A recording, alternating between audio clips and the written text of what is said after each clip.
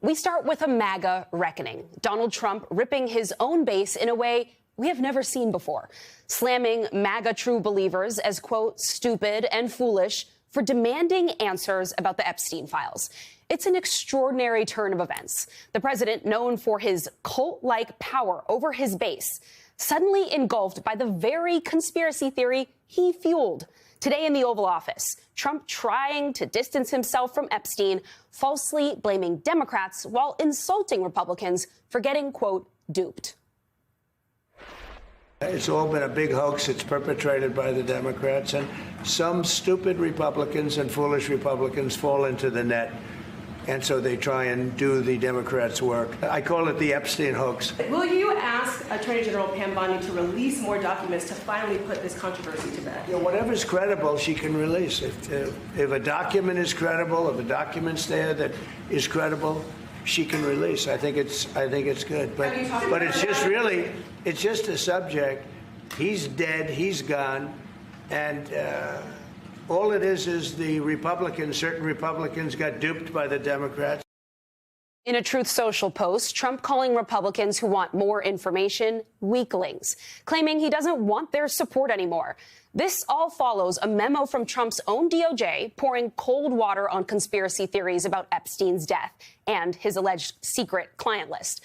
The problem is Trump and his top deputies stoked those very same conspiracy theories. Now, new calls from Republicans in Congress for testimony and more transparency. It's a very delicate subject, but we should put everything out there and let the people decide. I'll let the Department of Justice continue to carry out what they need to do. I do think there needs to be more transparency. But whatever they have, it needs to be transparent. It needs to come out. I think moving forward, we need a special counsel. That has got to happen. I'm big on clarity and transparency, and that's a good reason people don't trust government, either party. But you don't believe what the Justice Department is saying? I don't know. No, I don't. I don't trust them. And we have Marjorie Taylor Greene calling for Ghislaine Maxwell to testify before Congress, and Lauren Boebert saying a special counsel should be appointed, and even floated Matt Gaetz, of all people, for the job. Meantime, inside MAGA's media ecosystem, while some figures are backing off the Epstein story, many others are still digging in. Right-wing personality Laura Loomer, who has direct access to Trump, warning the Epstein scandal could, quote, consume his presidency. Others weighing in. They've got videotape, and all of a sudden they don't. You know, you have the director of the FBI on the show saying there's no tape. If there was, nothing you're looking for is on those tapes. Like, what? Why did they say there was thousands of hours of tapes of people doing horrible? Why did they say that? Right. Didn't Pam Bondi say that? I mean, we're getting flooded with thousands, hundreds of thousands of comments that are very unhappy about this. President Trump was elected primarily to go after the deep state. We want to go after the deep state. It seems like you think your base is stupid. That's how I feel. I feel like Trump thinks his base is stupid. That, my friends, is where we start. Donald Trump cornered by the most extreme elements of his base on a conspiracy theory that he peddled. Joining me now is Christina Greer, political science professor with Fordham University and author of How to Build a Democracy. Also with us, Rick Wilson, co-founder of the Lincoln Project and host of Rick Wilson's The Enemies List podcast. Rick, I'll start with you and what you make of this mess. Trump's followers, the MAGA base, they've forgiven him for so much over the years. I mean, take it all the way back to the Access Hollywood tape. So why is this the thing now that is sticking? You know, he has had a decade of, as you point out, basically a free ride with his own base. They have taken all the abuse, all the lies, all the chaos, the scandals, and basically said, we love this. This is what we wanted. But 10 years ago, the Epstein story and this QAnon-driven conspiracy theory of Pizzagate wired into the Republicans' brains that there was a global conspiracy by the Democrats of sex trafficking and child abuse and all this stuff. And it became a central part of the Republican identity. Trump's strongest followers again and again and again promoted this. Trump himself promoted it. Donald Trump Jr. promoted it. They all said, we need to know what's in the Epstein files so that we can go after the Democrats. When they say deep state, they mean the Democratic Party. And so by doing this over and over again, it became seared in the imaginations and the minds of MAGA voters.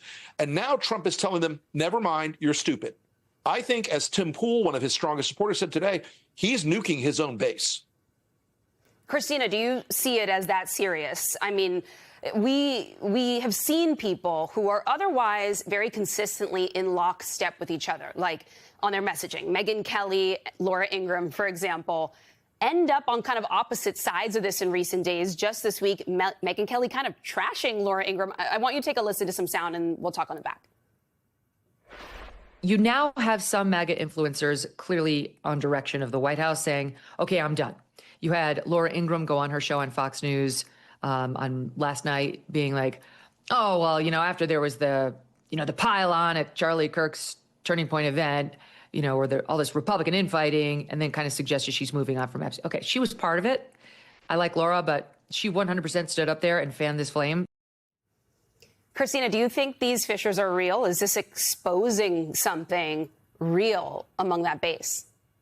Yeah, Antonia, I'm of two minds because as Rick mentioned, there's been little to nothing that can move his base away from him. And don't forget, we need to back up even before 10 years ago when Donald Trump trolled then President Barack Obama, saying that, he demanded to see his birth certificate. His birth certificate wasn't real. He wasn't an American citizen. And when Obama finally acquiesced, and it said that he absolutely is indeed an American citizen, Donald Trump said, no, well, that must be fake and there's nothing to see here. So he's been able to pivot consistently, and his base, just like schools of fish, follow him along. This one is slightly different because there are some people who are saying, well, since you brought it up, you brought up this catastrophe. You're the one who started the storm because you said that there definitely was something there. And now you're saying, let's just walk away and forget it. We've got other things. It's just the Democrats being Democrats.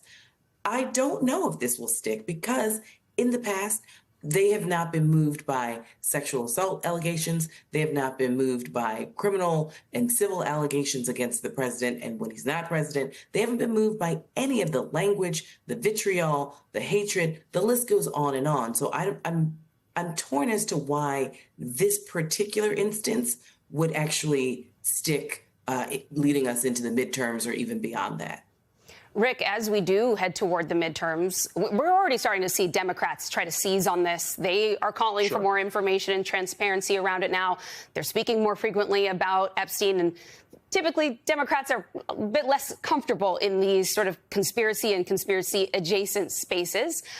But do you think there's an opening here for them to genuinely connect with voters on this specific issue? I do, Antonio, because look, this isn't a conspiracy that Jeffrey Epstein was a monster. It isn't a conspiracy that Jeffrey Epstein trafficked young women. It is not a conspiracy that Donald Trump and Jeffrey Epstein were close friends and associates for over a decade. It is not a conspiracy that he traveled on Jeffrey Epstein's Lolita Express airplane. It is not a conspiracy that Donald Trump, was quoted saying, oh, Jeff and I are friends, we party, and he likes women on the younger side. None of that's a conspiracy. All that's real. All that's in the face of people right now. And Donald Trump is trying to say, no, that isn't true. These thousands of pictures of me and Jeffrey Epstein partying over the years, that's an imaginary, creation of the deep state. What we're trying to see here, and I think Democrats are very wise to do this, if they say, let's put it out there. No matter where the chips fall. If Bill Clinton's in there, okay, so be it. But if Donald Trump's in there, he has to take accountability not only for the actions he took when he was with Jeffrey Epstein, but also now for trying to engage in a government-wide cover-up of something of massive public interest, a fire they set, a catastrophe they caused. This is the secret of all this really is that Donald Trump, Occam's razor is very sharp and very true. And if Donald Trump wasn't in these files, he wouldn't be hiding them. If they hadn't spent the last couple of months going through these and coming back out of the room going, uh-oh, Donald Trump would be fine with releasing this. If it was going to hurt the Democratic Party, Donald Trump would send this out tomorrow. So I think he built this machine of this conspiracy, and now he's caught in its gears. Christina, do you think these are safe waters for Democrats to wade into? I do have to say, I mean, even just in my personal life, I have friends and family members who maybe didn't, they cared about the Epstein case and saw it as horrific, but I don't think they cared about it as a sort of political story. They weren't seeing it with these dimensions that Trump's followers for so long have been so dedicated to viewing it through. But now they are. They are starting to think there is a massive cover up here, that perhaps there are members of both political parties implicated here. So what do you think the Democrats and moderates who don't normally engage in the space should or should not do with it? Right. And we know that the Democrats have not been great on offense or defense these past few years. But I think it's a lot more effective for voters to hear it from Republicans, to sort of let them start to eat themselves and have them push this story out. Because if the president consistently says, this is just the Democrats trying to come after me, their vendettas, then have the people within his own party actually demand justice. And the Democrats will hopefully focus on economic issues and trying to rebuild the social safety net and articulating to voters how they have less because of Donald Trump and his party taking away goods and services from their hard-earned tax-paying bills and the jobs that they've had securely in an effort to clean up waste, which we know is just tax breaks for the rich. So if the Democrats can stay on an economic message, a pocketbook message, which we know is effective for people to go to the polls, let the Republicans actually deal with, as Rick so eloquently said, the fire that their own president set. And now that it's quite frankly out of control, but they've been doing this for over a decade. We saw this with the Tea Party. We saw this with Donald Trump during the Obama years. And now they've gotten something that they can't really put back in the bottle. And they need to see it through.